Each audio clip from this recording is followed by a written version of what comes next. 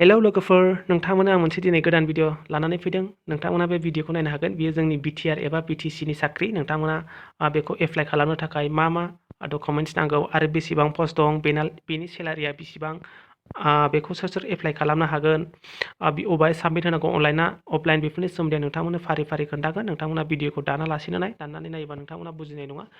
नोंथांमोना जुदि आंनि चेनेलाव गोदानबा साबस्क्राइब खालाम। बेयाव आं नोंथांमोननो खोन्थाजोबगोन। नोंथांमोना भिडिअखौ दानालासे नायलांबाय थाबानो जाबाय। भिडिअखौ जागायनायनि सिगां आंनि नोंथांनिसिम मोनसे रिक्वेस्ट, जुदि नोंथाङा आंनि एडभान्स बड'लेण्ड इउटुब चेनेलाव दिनैसो गोदान बोरैबाफोर नायसननो नागिरदोंबा अननानै आंनि एडभान्स बड'लेण्ड इउटुब चेनेलखौ साबस्क्राइब खालाम। साबस्क्राइब खालामनो थाखाय बेयाव साबस्क्राइब बटन नुखागोन। लोगोसे साइडआव बेल आइकन फैबा बेलाव थुनानै अलाव होनानै ला, जाहाथे आं बिदिनो गोदान साख्रिफोरनि आपडेट, स्कलारशिपफोरनि आपडेट आरो जायखिजाया स्किमफोरनि आपडेटफोरनि भिडिअ हगारबा नोंथांमोना गिबिसिन नुनो हायो। बिदिनो आंनो गोबां भिडिअ हगारनाय दं, नोंथांमोना बिसोरखौबो नायनो हागोन। थ' जों दानिया भिडिअखौ जागायदिनि। बियो अफिसियेल नटिफिकेसन। नोंथांमोना बे गोजौआव नुदों नै एडभार्टाइजमेन्ट इंगेजमेन्ट आन्डार सामाग्रा सिक्सा आसाम फर कस्तुरबा गान्धी बालिका बिद्यालय बड'लेण्ड टेरिटरियेल काउन्सिल क'क्राझार होननाय दं। नोंथांमोना बेयाव नायलांबाय था बेसेबां पस्ट एबा मा बेखौ एप्लाइ खालामनो थाखाय मा क्वालिफिकेसन नांगौ, बेसेबां बोसोरनि, बेखौ आं खोन्थालांगोन। नोंथांमोना नायलांबाय था। भिडिअ एसे गोलाव जानो हागौ। बिनि लास्ट डेटआ नै 21 फेब्रुवारियाव लास्ट। नोंथांमोना बेखौ थाबैनो बानायनो हागोन। बेयावनो application are invited for the eligible upper primary TET qualified candidates for the type 1 KGBBE class 6 निफ्राय 8 सिम and secondary TET qualified candidate for the type 2 KGBBE class 6 निफ्राय 10 सिम। फलोइं भेकेन्सि आर दा position of teacher in Kasturba Gandhi बालिका बिद्यालया under the सामग्रा सिक्सा अभियान आसाम। बेयाव नुदों नोंथांमोना नै बेयाव नै वार्डेन काम एसिस्टेन्ट टिचार नुदों type 1 KGB and B in Kokrajhar and Chirang. बेयाव मोननैथा पस्ट दं नै, बेखौ एप्लाइ खालामनो थाखाय जायखिजाया स्ट्रिमनिफ्राय जेनेबा आर्ट्स, कमार्स, साइन्स बेफोरनिफ्राय ग्रेजुवेट जानाय जानांगोन। लोगोसे आपार प्राइमारि टेट थानांगोन ससियेल एन्ड साइन्सआव। आरो बेखौ एप्लाइ खालामनो थाखाय बिनि बैसोआ 14 इयार्सनि गाहायाव, 45 इयार्सनि गाहायाव जानांगोन। बिनि उनाव फुल टाइम एसिस्टेन्ट टिचार, बेयावबो नै ग्रेजुवेट आर्ट्स स्ट्रिमनिफ्राय ग्रेजुवेट जानाय जानांगोन। लोगोसे आपार प्राइमारि टेट थानांगोन ससियेल साइन्स केटेगरियाव आरो बिनि बैसोआबो 45 इयार्सनि गाहायाव जानांगोन। आरो बेयाव नोंथांमोना नायनो हागोन फुल टाइम एसिस्टेन्ट टिचार साइन्सनि बियो ग्रेजुवेट फ्रम एनि डिसिप्लिन आपार प्राइमारि, बेबायदिनो आरो जायखिजाया स्ट्रिमनिफ्राय जेनेबा आर्ट्स, कमार्स, साइन्स बेफोरनिफ्राय ग्रेजुवेट जानाय जानांगोन। लोगोसे आपार प्राइमारि टेट थानांगोन ससियेल आरो मेथामेटिक्स। बेयाव नै नोंथांमोना बे टिचार्सनि, जुदि नोंथांमोना पियन एबा सुकिदारफोरनिखौ एप्लाइ खालामनोबा गाहायाव बोख्लायथार। आं नोंथांमोननो बे 8 पासनिखौ खोन्थानि। नोंथांमोना जुदि नै एकाउन्टेन्ट एसिस्टेन्ट काम केयारटेकार बेयाव एप्लाइ खालामनोबा मोननै पस्ट दं नै, जायखिजाया साबजेक्ट एबा स्ट्रिमनिफ्राय ग्रेजुवेट जानाय जानांगोन। जेन'बा कमार्स बेकग्राउन्डनि जानांगोन नै, graduate in discipline preferably by commerce background, commerce लानाय जानांगोन ग्रेजुवेटआव, होमबासो बेखौ एप्लाइ खालामनो हागोन।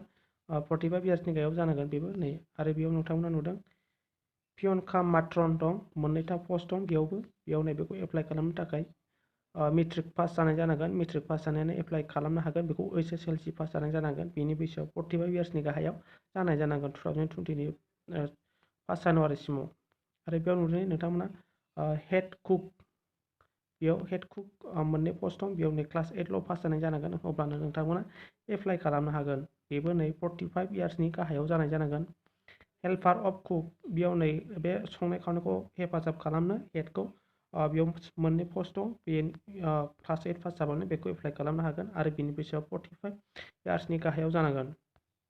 सुकिदार काम मालि होननाय दं नै बेयाव, बेबो 8 पास जानाय जानांगोन।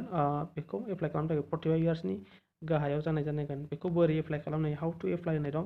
Application in plain paper address to be representative district mission coordinator SSA Baksa, Chirang, Kokrajhar, Udalguri starting दा नैबे डिस्ट्रिक्ट गाव गावबागाव डिस्ट्रिक्टनियाव पेपार प्लेनाव बेफोरबायदि नैबेफोर एड्रेस होनायखौ बेयाव डिस्ट्रिक्ट मिसन कअर्डिनेटर, बेयाव गाव गावबागाव डिस्ट्रिक्टआव बे अफिसा थाखायो। बेयाव अफलाइन हैबानो जाबाय। बेयाव मा बे बेयाव नै प्लेन पेपाराव लिरनानै बेफोरबायदि होदो जेन'बा नेम अफ द पस्ट नों माखौ एप्लाइ खालामदों बे गोजौनि बुंबोनायखौ नोंथाङा बे नेम अफ द पस्ट बेखौ होदो फादार नेम केन्डिडेट नेम बेफोरखौ होदो नेम अफ एप्लिकेन्ट्स बे नोंथांनि नाम माखौ एप्लाइ खालामदों बेखौ होजोबदो नोंथाङा पारमानेन्ट एड्रेस बेयाव नै address of communication mobile number age बेयाव एज प्रुफखौ होदो नोंथाङा आरो इडुकेसन क्वालिफिकेसन आरो वर्किं एक्सपिरियेन्स जुदि नोंथांनाव माबाफोर मास्टार मावनायनि एबा ओंखाम संनाय खावनायफोरनि सुबिदाफोरनि एक्सपिरियेन्स दंबा नोंथाङा बे सार्टिफिकेटखौबो होनो हागोन बेजों लोगोसे नै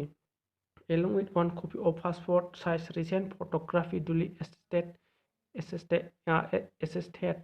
माने नोंथाङा रिसेन्टलि दाख्लैसो बावै एबा सिगांसो बावै लानाय मोनसे फट'ग्राफि पासपर्ट साइज बेखौ नोंथाङा सिगनेचार होनानै हैनांगौ बेजों लोगोसे नै एटेस्टेड कपि सार्टिफिकेट गासैबो सार्टिफिकेटखौ एटेस्टेड कपि नोंथाङा साबमिट हैबानो जाबाय 21 फेब्रुवारिनि सिगांनै डिस्ट्रिक्ट मिशन कअर्डिनेटर बेयाव मोनफ्रोमबो डिस्ट्रिक्टआव बेबायदि थाखायो नोंथांमोना बेखौ हैबानो जाबाय बेयाव मोनसे खोथाखौ क्लियारलि गोसोआव ला नोंथांमोना नै अल पस्ट रिजार्भेसन फर फेमेल केन्डिडेट्सनि बे गोजौनि गासिबो पस्टफोरानो हिन्जावफोरनि थाखायल' बेखौ हौवाफोरा एप्लाइ खालामनो हानाय नङा बेजों लोगोसे नै केन्डिडेट्स बिलं to BTC district only need to apply BTC district BTR नि एबा BTC नि दाथ' BTR जाबाय BTR नि डिस्ट्रिक्टफ्राल' बेफोरखौ केन्डिडेटआल' एप्लाइ खालामनो हागोन last date of receiving of application is 21 फेब्रुवारिसिमाव नोंथांमोना जाय एप्लाइ खालामनो हैजोबनांगोन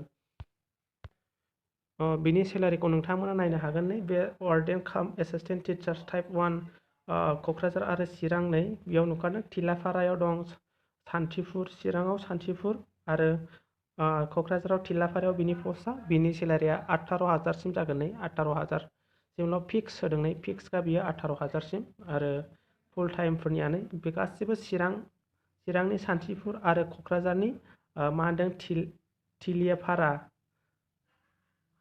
थिलाफारायाव बे क'क्राझारनि 17,000 जागोन फुल टाइमा टेट गोनानै 18,000 सुबिदार पियनफोरनिखौ बेयाव नोंथांमोना नायनो हागोन जेन'बा बेयाव नुखादों नोंथांमोना एकाउन्ट एसिस्टेन्ट काम केयार टेकार बेयाव होनाय दं 1 पस्ट इन इस्ट सनितपुर आरो चिराङाव सान्थिफुर आरो क'क्राझार डिस्ट्रिक्टआव थिलिफारायाव मोनसे पस्ट दं गासिबावबो पियनाबो नै सान्थिफुर आरो बे क'क्राझार हारि थुन्द्रा बेयाव नोंथांमोना नै HS पास जानाय बेनि सेलारिया नै 8,000 नोंथांमोना बेखौ नायनो हागोन आरो नै बेयाव नोंथांमोना ओंखाम संनायनि हेड कुकआव नै 1 post in east KGB of Santhipur and Thilipara under Chirang and Kokrajhar district संनायनि आरो बेयाव नै नोंथांमोना सुकिदाराबो मोनफा पस्ट दंजोबो सान्थिफुर आरो चिराङाव नोंथांमोना बेयाव नायनो हागोन नै बाक्सा डिस्ट्रिक्टआव टटेल खयथा पस्ट दं नोंथांमोना नायनो हागोन